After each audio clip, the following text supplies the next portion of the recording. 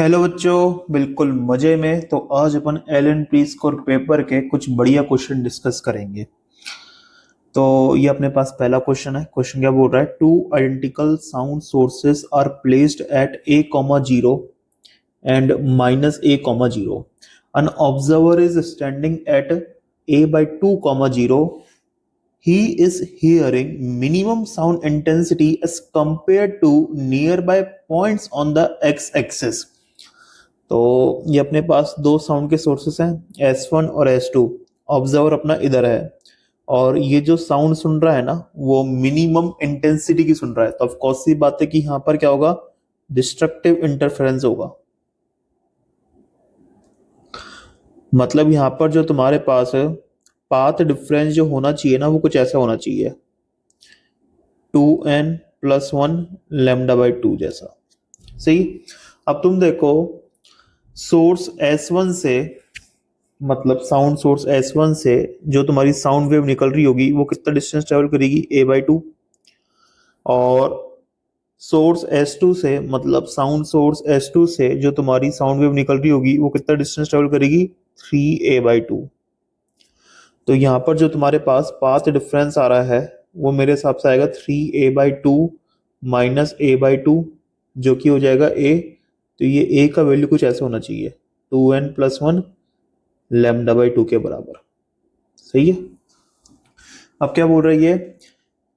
If he moves in a such way that on a xy plane that he hears the minimum sound all throughout. मतलब ये xy plane में कुछ इस प्रकार से move कर रहा है ताकि ये जो साउंड सुन रहा है ना, वो मिनिमम इंटेंसिटी की सुन रहा है। तो अपन को क्या बताना है? इक्वेशन बताना है उस पाथ का जो कि तुम्हारा ऑब्जर्वर फॉलो करेगा। ठीक है भाई। तो लेट सपोज कोई मैं एक जनरल पॉइंट ले लेता हूं, x, y। तो इसका जो S2 से जो दूरी होगा उसको मैं D2 लिख देता हूं, और S1 से जो दूरी होगा उसको मैं D1 लिख देता हूं। सही है। तो मेरे हिसाब से जो अपने पास D2 माइनस D1 होना चाहिए ना, वो अपना कुछ ऐसे ही होना चाहिए, 2n+1 λ/2 के बराबर। जो अपने पास पाथ डिफरेंस है वो इसके बराबर ही होना चाहिए। जब भी तो ये जो साउंड सुनेगा वो मिनिमम इंटेंसिटी की सुनेगा, वहां पर डिस्ट्रक्टिव इंटरफेरेंस हो रहा होगा, जो कि मेरे हिसाब से ए के बराबर होना चाहिए। यहां से तुम देख सकते हो। तो बस अब तो क्वेश्चन सॉल्व हो गया। तो यहाँ पर तुम देखो, D2 को क्या लिखेंगे अपन? √x+a का होल स्क्वायर प्लस y-0 का होल स्क्वायर माइनस D1 को क्या लिखेंगे अपन? D1 हो जाएगा अपने पास x-a का होल स्क्वायर प्लस y-0 का होल स्क्वायर, और ये किसके बराबर होगा? a के बराबर होगा। बस इसको अपन को सॉल्व करना है, तो कर लेते हैं। तो ये लिखा हुआ है, देखो तुम, √x+a का whole square plus Y square minus √x-a का whole square plus Y square, इसकी वैल्यू a के बराबर है। तो इसको मैं ऐसे लिख सकता हूँ, √x+a का whole square plus Y square is equals to a प्लस √x-a का whole square plus Y square. दोनों तरफ होल स्क्वायर कर दो। तो अगर मैं दोनों तरफ होल स्क्वायर करूंगा तो क्या आएगा अपने पास? अपने पास आएगा x+a का whole square plus Y square is equals to a square plus x-a का whole square plus Y square plus 2a √x-a का whole square plus Y square. सही है। तो यहाँ से वाई स्क्वायर और वाई स्क्वायर कट गया है। अब इनको ओपन कर दो, ये क्या आ जाएगा? X square plus A square plus 2ax is equals to A square plus x square plus A square minus 2ax plus 2a √x-a का whole square plus Y square. यहाँ पर तुम देखो, एक्स स्क्वायर कट गया, ए square cut गया। ठीक है। तो ये अपने पास लिखा हुआ है 2ax is equals to A square minus 2ax plus 2a root over x minus A का whole square plus Y square. अब यहां पर तुम देखो एक ए भी कट जाएगा, तो ए को मैंने काट दिया है और इसको मैं लिख सकता हूं। अब क्या लिख देंगे इसको अपन लिख देंगे basically 4x minus A is equals to 2 root over x minus A का whole square plus Y square. सही है, तो अब दोनों तरफ होल स्क्वायर कर देते हैं दोबारा। तो अपने पास क्या आ रहा है, ये अपने पास आएगा ये 16x स्क्वायर प्लस ए स्क्वायर माइनस 8ax, ये किसके बराबर होगा अपने पास 4, और ये रूट हट जाएगा तो क्या आ जाएगा अपने पास ये एक्स स्क्वायर प्लस ए square minus 2ax plus Y square. तो क्या लिखा हुआ है ये 16x square plus A square minus 8ax is equals to 4x square plus 4a square minus 8ax plus 4y square. तो माइनस 8ax और minus 8ax cut गया है। सही है, इसको अपन लिख सकते हैं 12x square minus 4y square is equals to 3 square, और यही अपना क्या होगा लोकस होगा। ठीक है, मतलब ऑब्जर्वर है ना इस पाथ के अलोंग चल रहा होगा, तो मेरे हिसाब से जो आंसर होना चाहिए वो कौन सा होगा फिर अपने पास। तो अपने पास जो आंसर होगा वो होगा अपने पास ऑप्शन सी।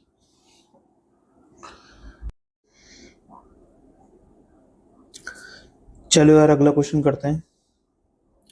तो क्वेश्चन क्या बोल रहा है, a plano concave lens made up of a material of a refractive index of 1.5 placed on a flat glass plate as shown in the figure. The radius of the curvature of the curved surface is 8 meter. The lens is illuminated with a yellow light from a sodium lamp whose wavelength is 600 nanometer and a concentric bright and dark rings are observed.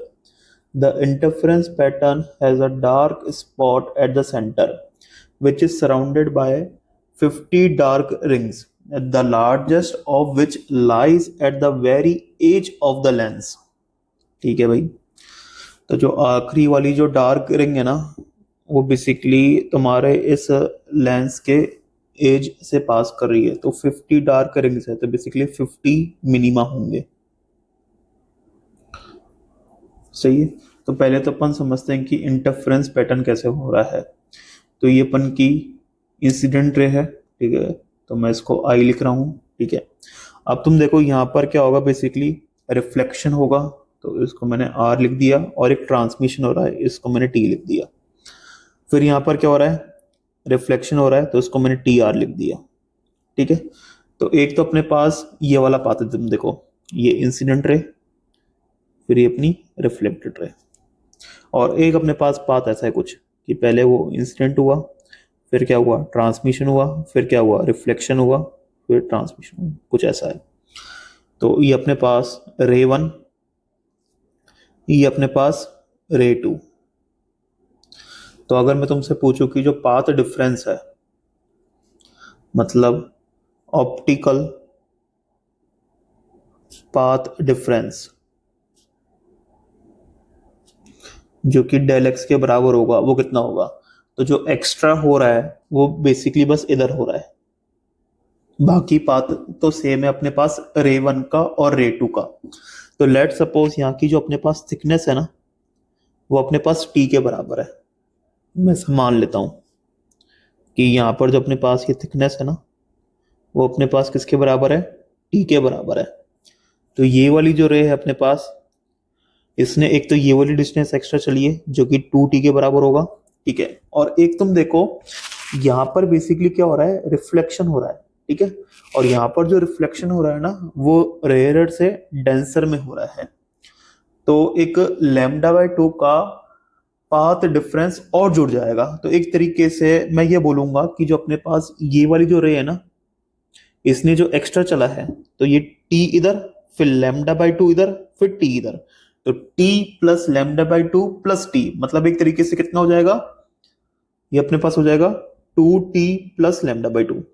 तुम देखो यहाँ पर जो अपने पास reflection हो रहा है ना, यहाँ पर जो अपने पास रिफ्लेक्शन हो रहा है ना, तो यहाँ पर कोई भी लैम्डा बाई टू का एडिशन नहीं होगा, क्योंकि यहाँ पर जो रिफ्लेक्शन हो रहा है वो डेंसर से रेयर में हो रहा है। ये अपने पास डेंसर मीडियम है और ये रेयर मीडियम है। भाई इसका जो म्यू है वो 1.6 गिवन है, और ये तो अपने पास एयर है तो उसका म्यू 1 होगा। तो यहाँ पर तुम्हारा जो रिफ्लेक्शन है वो डेंसर से रेयर में हो रहा है, इसलिए कोई भी लैम्डा बाई टू का एडिशन नहीं होगा। लेकिन यहाँ पर होगा, ये अपने पास एयर है और ये तो ग्लास प्लेट है, ठीक है, तो ये रेयर से डेंसर में रिफ्लेक्शन, इसलिए मैंने लैम्डा बाई टू का एडिशन कर दिया है। अब तुम देखो इधर, ये बोला गया है कि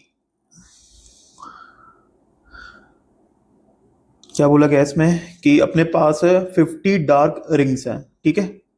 अब तुम देखो, जैसे अगर मैं इस वाले केस की बात करूं कि जो अपन की जो इंसिडेंट रे है ना वो यहां पर हिट कर रही है,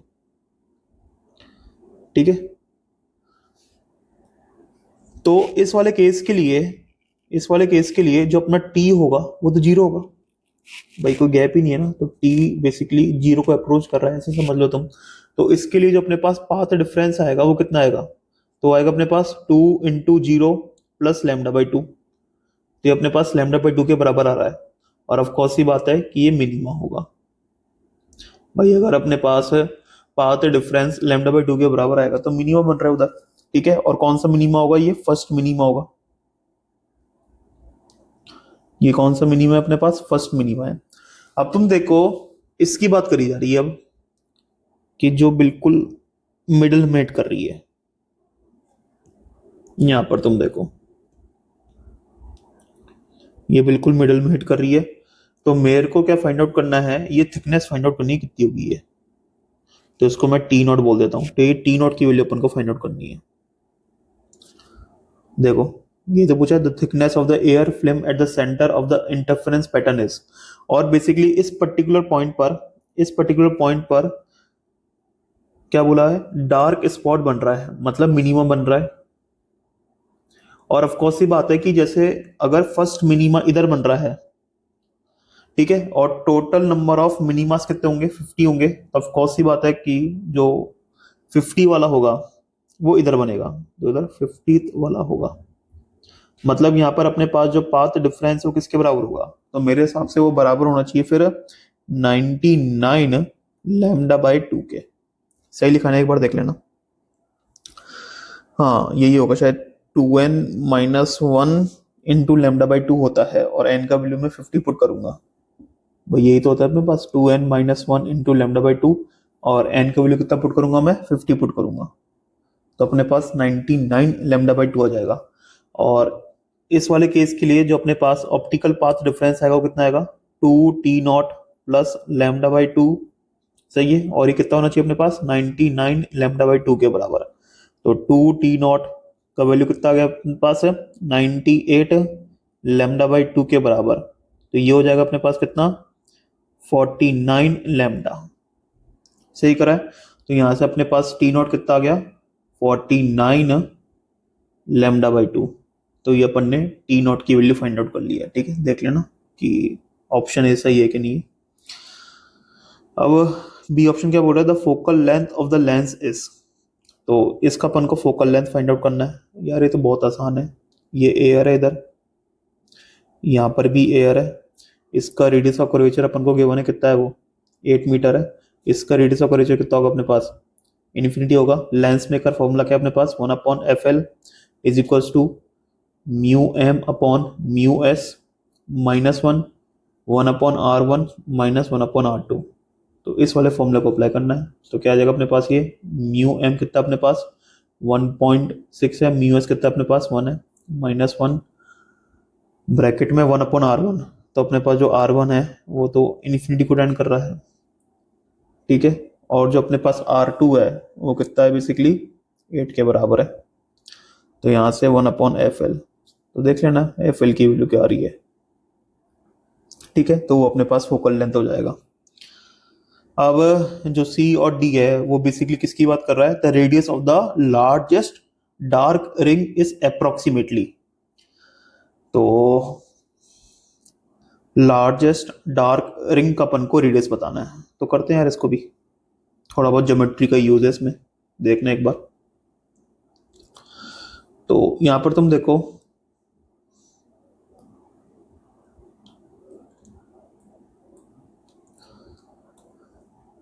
जैसे अपने पास जो ये वाला पार्ट है वो एक स्फेरिकल सरफेस का ही तो पार्ट है। ये वाला जो अपने पास पार्ट है वो बेसिकली एक स्फेरिकल सरफेस का ही पार्ट है। तो ये वो पार्ट है अपने पास स्फेरिकल सरफेस का, ठीक है। अब ये बेसिकली अपने पास वो प्लेन है, ठीक है। और मुझे पता है कि ये अपने पास कितना है, टी नॉट है, और टी नॉट की वैल्यू में निकाल चुका हूं, देख लो तुम। सही। मुझे पता है कि ये अपने पास कितना होगा, कैपिटल आर होगा। ये अपने पास कितना होगा, capital R minus T not होगा। और ये अपने पास क्या होगा, स्मॉल आर होगा। और ये स्मॉल आर क्या रिप्रेजेंट करेगा, radius of the largest dark ring. तुम देख सकते हो जो सबसे बड़ा अपने पास डार्क रिंग बनेगा वो कुछ ऐसे ही तो बनेगा।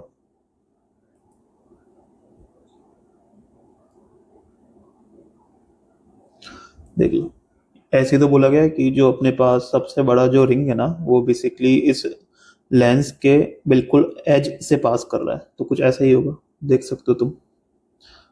तो इसका रेडियस अपन को फाइंड आउट करना है कि इसका रेडियस कितना होगा, मतलब ये स्मॉल आर की वैल्यू फाइंड आउट करनी है।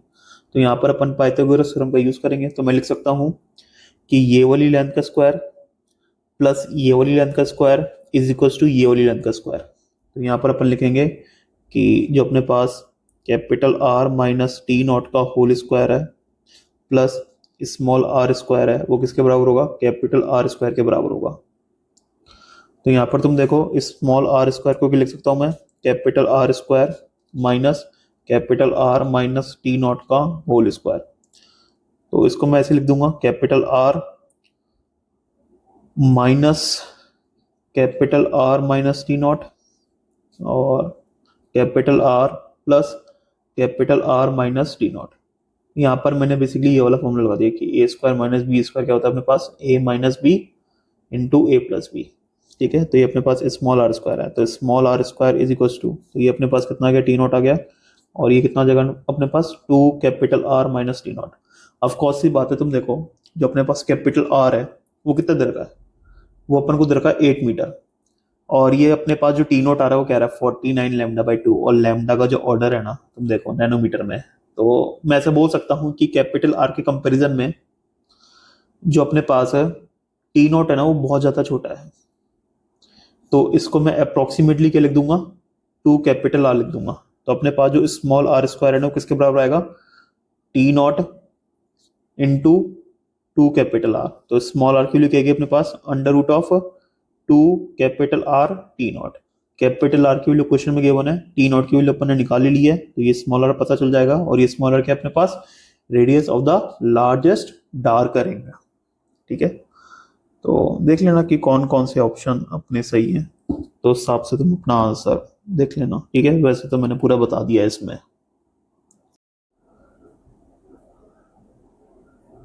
चलो यार अगला क्वेश्चन करते हैं।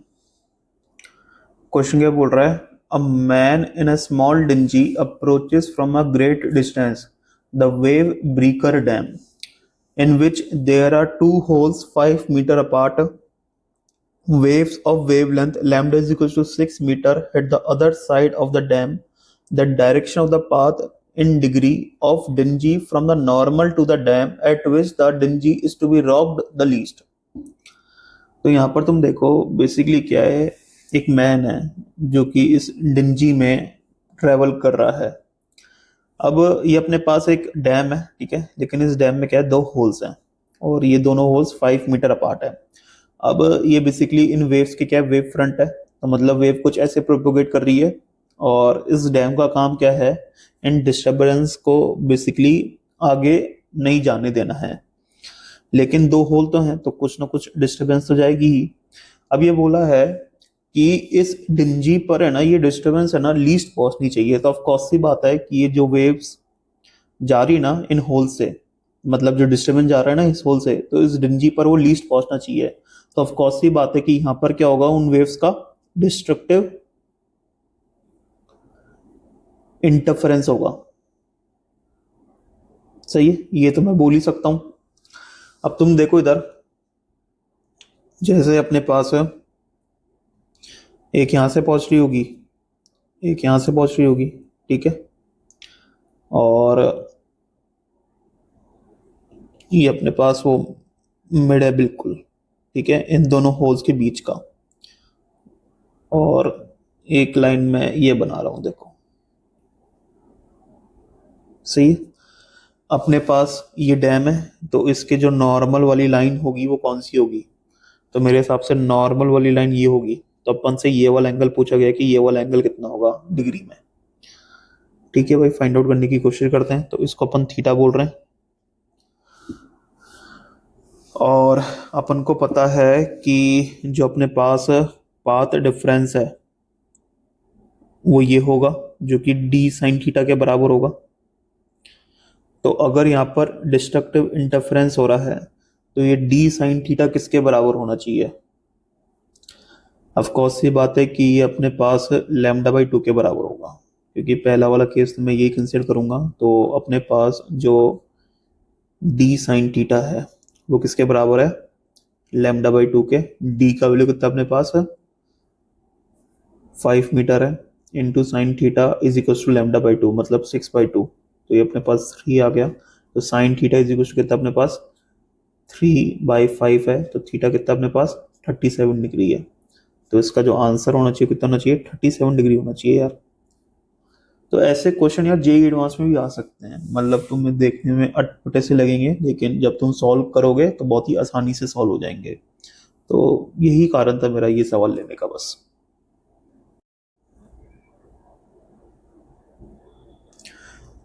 चलो यार अगला क्वेश्चन करते हैं। क्वेश्चन क्या बोल रहा है, vibrations of a car engine causes a sound wave in air. A silencer is a device fitted to a car to reduce the sound from the engine. Some sound passes through the silencer chamber and is reflected twice. ठीक है भाई, and some sound passes straight through the chamber without being reflected. The simplified diagram shows the path of the sound as it travels through the chamber. Sound leaving the chamber is a combination of the sound waves from the two paths. The sound waves are in phase as they enter the chamber. An engine produces a sound with a frequency of about 140 Hz और speed of a sound in air कितना अपने पास 340 metre पर second. In order to reduce the sound completely, the minimum value of L, तो ये basically L है, ये जो दे रखा है ना अपन को ये L, तो L का अपन को मिनिमम वैल्यू बताना है ताकि अपन साउंड को कंप्लीटली क्या कर सके, रिड्यूस कर सके।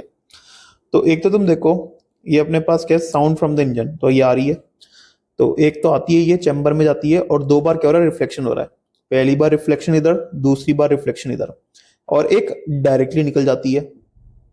तो एक तो अपने पास ये है, कैसे आई, फिर ऐसे, फिर ऐसे, ठीक है। तो इसको मैं वेव 1 बोल देता हूं, और एक अपनी ऐसे देखो डायरेक्टली निकल गई, इसको मैं वेव 2 बोल देता हूं।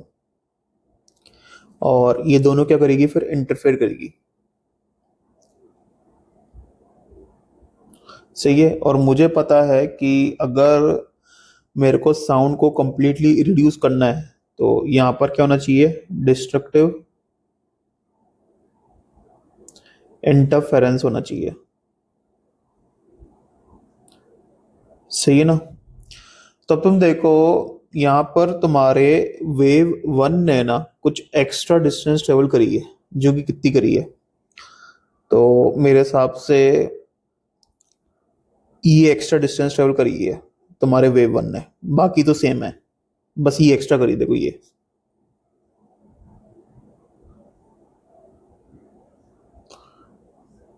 बाकी तो तुम देखो ये और ये सेम है, लेकिन वेव वन ने अपने पास ये एक्स्ट्रा करी है।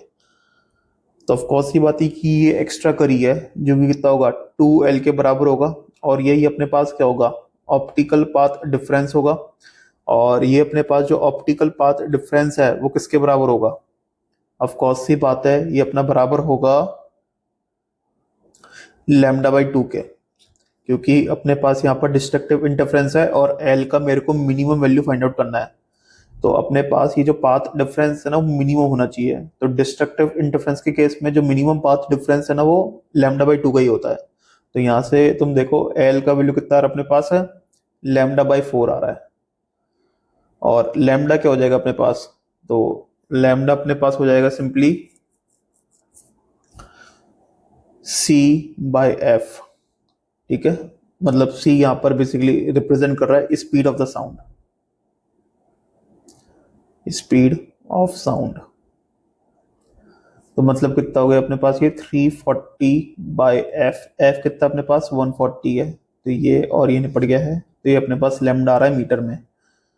तो अपने पास जो L का जो मिनिमम वैल्यू जो होना चाहिए वो होना चाहिए λ/4, मतलब 34/14 इंटू 1/4।